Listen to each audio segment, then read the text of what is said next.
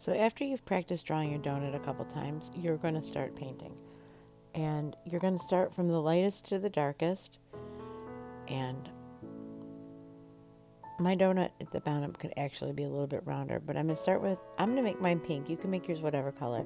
But I'm going to go with the lightest wash of pink I can possibly get, because I want to have some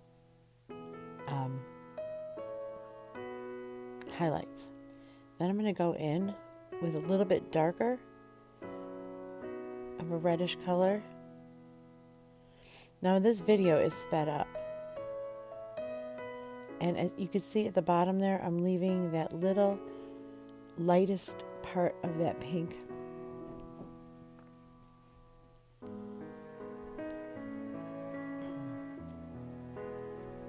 Then with the darkest color, I'm going to go around the edges. And I'm going to blend that in. And I try to use my brush as my tool. I use the thinnest part of my brush. And I go in and I blend it. And I'm going to, that little area in there would be a hole. So that would be a dark part too. Now it's always easier to go darker than it is to go lighter. So you want to start out as light dark as you can, if that makes sense. You can always build up. You want to build up your darkness. So I keep building it up and blending it in, making sure not to have it all one color. I kind of want to get that ombre effect, and so it gives it that roundness. And I'm trying not to get rid of those lightest colors that I have. That's really important. But you can see where the hole is, that I made it look like it was rounded. So I'm going in right there with that darker color.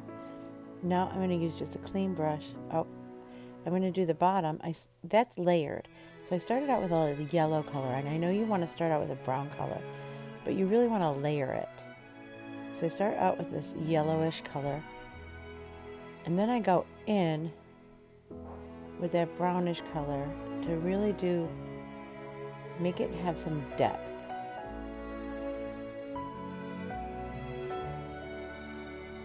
Because a donut really isn't completely brown. It's got sort of that doughy kind of look to it.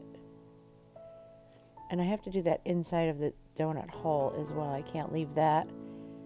So I have to be very careful about doing that. And then I'm going to go in, and you want to make sure that it's maybe a little bit drier. So I'm noticing now that the red part is dry, the pink part is dry, I can go back in with a little bit more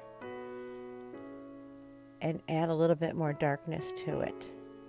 You don't want to always do it when it's completely wet. So I waited for it to dry a little bit, and I went in with a little bit more color.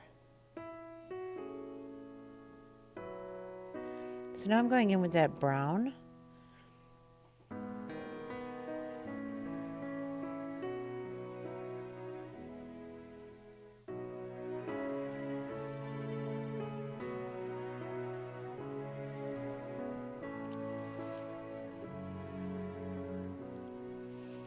And you don't ever want to leave your donut just sitting there, and you don't ever want to really use black for your shadows.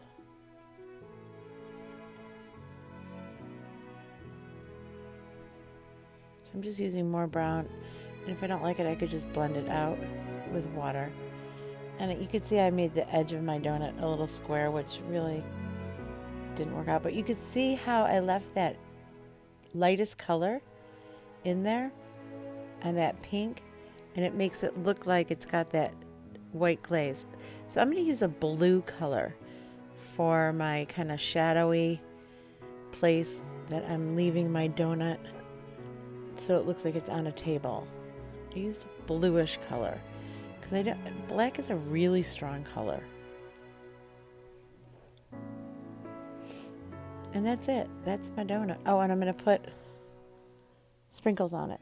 So I have a flat brush that I'm using, and I'm using the colors pretty strong. I'm not using really water with them, and I'm just dotting them on there. in random order. I'm not using water with them very much.